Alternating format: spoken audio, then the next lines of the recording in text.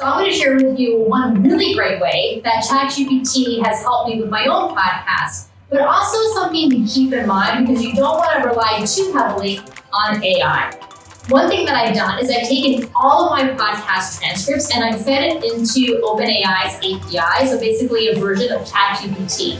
I had to analyze all of the different content topics that I've covered, and then I asked it, what am I missing? Where are the gaps in my podcast? What are topics that I can record that would resonate with my listeners? And to my surprise, ChatGPT actually found some different things that I hadn't covered, even though I thought I pretty much covered everything that I could have.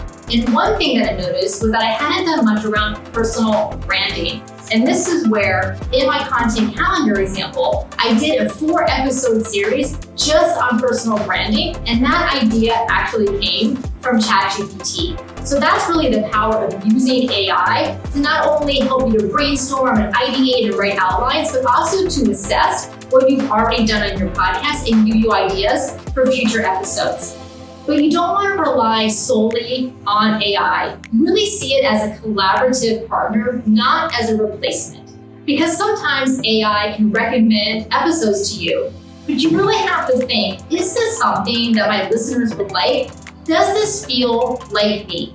Does this align with my own brand voice and my perspective, things that I would want to talk about? So have that gut check based on what AI recommends.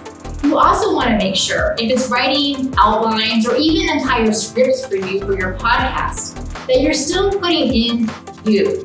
Your listeners want to hear your perspectives, your takes, your ideas, and your stories. They don't want generic information that anyone can give. They're coming to your show because they want to hear from you. So use AI as a tool where it fits, but always make sure that you're putting your own ideas and using your intuition to make your podcast special.